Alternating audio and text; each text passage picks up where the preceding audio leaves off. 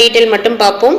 வணிக வங்கிகள் வாணிபத்திற்கான குறுகிய கால கடனை அளித்தல் மற்றும் கடன் உருவாக்கம் செய்யும் நிறுவனங்கள் அப்படின்னு சொன்னவர் யாருன்னா கல்பர்ட்சன். உலகின் முதல் மைய வங்கி எதுன்னா ஸ்வீடன் நாட்டை சேர்ந்த ரிக்ஸ் வங்கி. முதலில் பணத்தை வெளியிட்ட வங்கி எதுன்னா பேங்க் ஆஃப் இங்கிலாந்து. எந்த வருடம் அது தோற்றுவிக்கப்பட்டதுன்னா 1864. இன்டர்நேஷனல் ஃபைனான்ஸ் கான்ஃபரன்ஸ் 1920 மாநாடு கூட்டியிருக்காங்க. அதன்படி இந்திய ரிசர்வ் வங்கி எப்போது தோற்றுவிக்கப்பட்டதுன்னா 1934. இந்திய ரிசர்வ் வங்கிக்கான சட்டம் இயற்றப்பட்டது 35 இந்திய ரிசர்வ் வங்கி தோற்றுவிக்கப்பட்டது.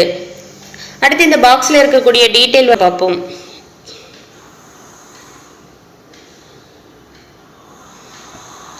இந்திய ரிசர்வ் வங்கி சட்டம் எப்போது ஏற்றப்பட்டதுன்னா 1934. இந்துஸ்தான் வங்கி எப்போது தொடங்கப்பட்டதுன்னா 1770. 3 பிரசிடென்சி வங்கிகள் எதுன்னா வங்காள வங்கி, மும்பை வங்கி, சென்னை வங்கி. வங்காள வங்கி 1809, மும்பை வங்கி 1840, சென்னை வங்கி 1843. இந்த 3 வங்கிகளும் எந்த வருடம் ஒருங்கிணைக்கப்பட்டதுன்னா 1921 ஒருங்கிணைக்கப்பட்டது. என்ன பெயர்லன்னு பாத்தீங்கன்னா இந்திய இம்பீரியல் வங்கி. இந்திய இம்பீரியல் வங்கி. இது ஸ்டேட் பேங்க் ஆஃப் இந்தியாவா எப்போது மாற்றப்பட்டது அப்படின்னு பாத்தீங்கன்னா 1955.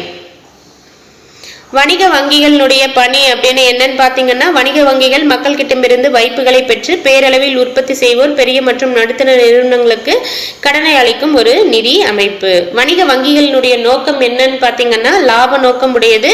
இதனுடைய பணிகள் பாத்தீங்கன்னா முதன்மை பணிகள், இரண்டாம் நிலை பணிகள், இதர பணிகள் எண்ணிட்டு 3 வகையான பணிகள் இருக்கு. முதன்மை பணிகள் வைப்புகளை பெறுதல், கடன்களை வழங்குதல். இரண்டாம் நிலை பணிகள் பாத்தீங்கன்னா முகமை பணிகள், பொது பயன்பாடு பணிகள், நிதிகளை இடம் மாற்றுதல், கடன் உற்பத்தி செய்தல் எல்லாம் இரண்டாம் நிலை பணிகள். இதர பணிகள் புள்ளி விவரங்கள் எல்லாம் மேற்கொள்ளும். இதெல்லாம் ஜஸ்ட் ஒரு வாட்டி வாசி கேட்போம்.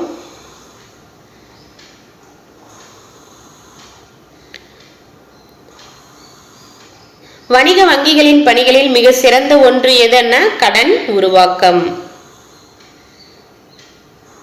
வணிக வங்கிகள் கேட்பு வைப்புகளின் அளவை அதிகரிக்கவோ குறைக்கவோ முடியும்.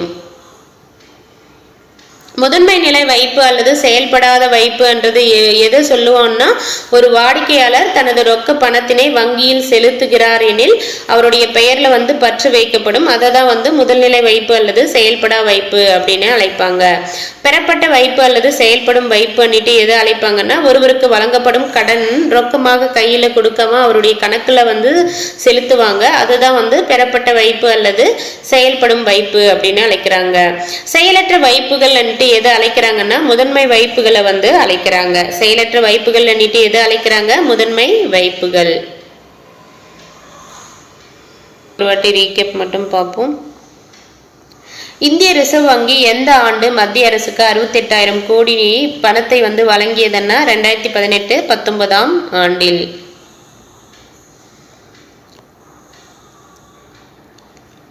NBFI அப்படின்னா நான் பேங்கிங் ஃபினான்ஷியல் இன்ஸ்டிடியூஷன், NBFC என்ன நான் பேங்கிங் ஃபினான்ஷியல் கம்பெனி. முழு வங்கிக்கான உரிமம் கொண்டது அல்ல, மைய வங்கியினால் கண்காணிக்கப்படுவதும் அல்ல. நான் பேங்கிங் ஃபினான்ஷியல் கம்பெனி பாத்தீங்கன்னா வங்கிக்கான உரிமம் பெற்றதும் கிடையாது, சேம் டைம் மைய வங்கி இதை கண்காணிக்கிறதும் இல்லை. ஒரு வங்கி எல்லாம் நிதி நிறுவனத்தை 2 வகையாக பிரிக்கிறாங்க. ஒன்று பங்கு சந்தை, மற்றொன்று இதர நிதி நிறுவனங்கள். ஸோ பங்கு சந்தை என்ன ஷேர் மார்க்கெட்னு தெரியும். அடுத்து மியூச்சுவல் ஃபண்ட்ஸ் அதெல்லாம் செப்பரேட்டா இருக்கு இல்லையா, அது எல்லாருமே கேள்விப்பட்டிருப்பீங்க. அதெல்லாம் வங்கி அல்லாத நிதி நிறுவனங்கள். ஸோ இதுல இருந்து ரீகேப் பார்ப்போம். மைய வங்கி அப்படின்னு பாத்தீங்கன்னா நாட்டில் உள்ள வணிக வங்கிகளை மேற்பார்வையிடுவது மைய வங்கியினுடைய பணி ஆகும். இந்தியாவினுடைய மைய வங்கி எந்தன்னா இந்திய ரிசர்வ் வங்கி. இது எந்த சட்டத்தின்படி தோற்றுவிக்கப்பட்டதுன்னா இந்திய ரிசர்வ் வங்கி சட்டம் 1934 படி ஏப்ரல் 1ஆம் தேதி 1935 துவங்கப்பட்டது. இந்திய ரிசர்வ் வங்கி எப்போது நாட்டுடைமை ஆக்கப்பட்டதுன்னா 1949 ஜனவரி 1.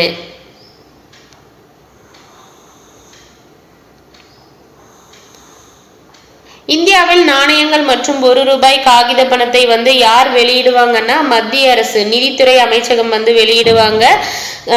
₹1 பணத்தை தவிர ₹1 பணம் நாணயங்களை தவிர மீதி அனைத்து காகித பணத்தையும் வந்து வெளியிடுவது யாருன்னா இந்திய ரிசர்வ் வங்கி. இந்தியாவில் வங்கி தொழில் செய்யணும்னா எந்த சட்டத்தின்படி எந்த பிரிவின்படி ரிசர்வ் பேங்க் கிட்ட வந்து உரிமம் பெறணும் அப்படின்னா வங்கிகள் முறைப்படுத்துதல் சட்டம் பிரிவு 22 படி வந்து அவங்க கிட்ட பர்மிஷன் வந்து வாங்கணும். அரசுக்கு வங்கி மற்றும் நிதி தொடர்பான ஆலோசனைகளை வழங்குறதும் அரசு கடன் பத்திரங்களை உருவாக்கி கொடுக்கறதும் யாரு அப்படின்னா இந்திய ரிசர்வ் வங்கி. இந்திய ரிசர்வ் வங்கியினுடைய வரலாறு நிர்வாகம் பணிகள் பத்தி இதுவரைக்கும் முக்கியமான டீட்டெயில் மட்டும் பார்ப்போம்.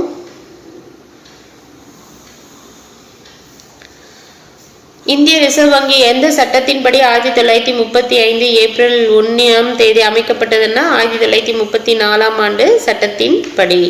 எப்போது நாட்டுடைமையாக்கப்பட்டதுன்னா 1949 ஜனவரி 1.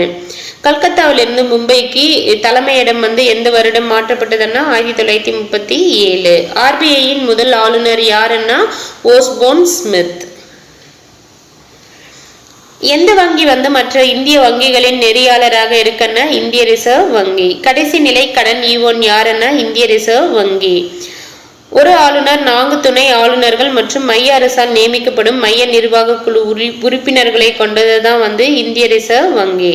காகித பணத்தை யார் வெளியிடுறாங்கன்னா இந்திய ரிசர்வ் வங்கி அரசின் வங்கியாக வந்து செயல்படுது. இந்திய வங்கி அமைப்புகளை வந்து நெறிப்படுத்துது. அந்நிய செலாவணியுடைய பாதுகாவலனாக இந்திய ரிசர்வ் வங்கி வந்து இருக்கு. கடன் அளிப்பை வந்து நெறிப்படுத்துறது யாருன்னா இந்திய ரிசர்வ் வங்கி.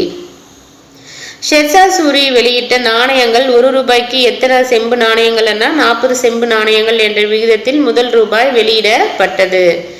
ரோபியா என்றது என்ன மொழி சொல்லுன்னா சமஸ்கிருத மொழி சொல். அதுல இருந்துதான் வந்து என்ன தோன்றியது ரூபாய் என்ற வார்த்தை வந்து தோன்றியது. ரூபாய் நோட்ல வந்து எத்தனை மொழிகள் வந்து அச்சடிக்கப்பட்டிருக்குன்னா 17 மொழிகள். முன்பக்கத்துல வந்து ஆங்கிலம் ஹிந்தி மட்டும் இருக்கும். பின்பக்கத்துல 15 மொழிகள்ல வந்து இடம்பெற்றிருக்கும்.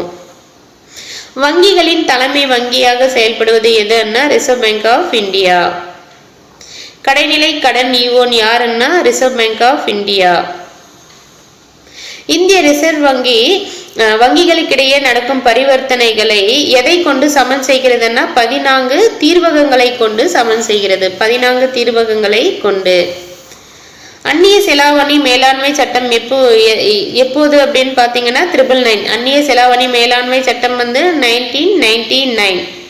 ஃபெமானா ஃபாரின் எக்ஸ்சேஞ்ச் மேனேஜ்மெண்ட் ஆக்ட். ஃபெமானா ஃபாரின் எக்ஸ்சேஞ்ச் மேனேஜ்மெண்ட் ஆக்ட். அந்நிய செலவாணி மேலாண்மை சட்டம் 999 எப்படி ஞாபகம் வச்சுக்கிறீங்கன்னா அந்நியர்களுக்கு வந்து செலவு பண்ணணும்னா ₹9 தான் செலவு பண்ணுவேன். 9 ரூபாவை தான் செலவு பண்ணுவேன். ₹9 மேலே செலவே பண்ண மாட்டேன். 999 தான் அந்நியர்களுக்கு செலவு பண்ணணும்ன்றது. அந்நிய செலவாணி மேலாண்மை சட்டம் ₹9 தான் பண்ணுவேன். 999 1999 மாதிரி ஞாபகம் வச்சுக்கோங்க. பொருளாதாரத்தை வந்து நெறிப்படுத்தும் ரிசர்வ் பேங்க் வந்து அரசு கடன் பத்திரங்களை வந்து நிர்வகிக்கும். ஸோ ஆல்ரெடி வந்து சொல்லியிருக்கேன் இல்லையா அரசு கடன் பத்திரங்களை எப்படி உருவாக்கும் அப்படின்ட்டு அதுவும் பார்த்துக்கோங்க. அடுத்து வந்து பாருங்க ரீகேப் மட்டும் பார்ப்போம்.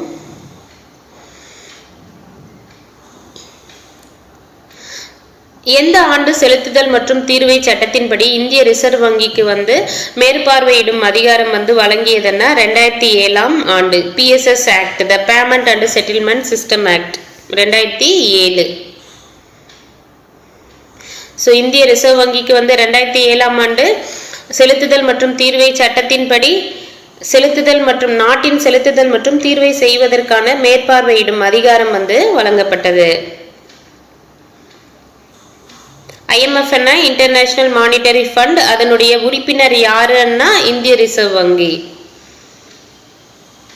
ஸோ இந்தியாவை சேர்ந்த உறுப்பினர் யாரு அப்படின்னா இந்திய ரிசர்வ் வங்கி. இந்திய ரிசர்வ் வங்கி வந்து எந்த வருஷம் வங்கி குறை தீர்ப்பாயத்தினை அறிமுகப்படுத்தியதுன்னா 1995. BCSBI அதனுடைய ஃபுல் ஃபார்ம் மட்டும் பார்த்துக்கோங்க. Banking codes and standards board of India. BCSBI என்ன banking codes and standards board of India.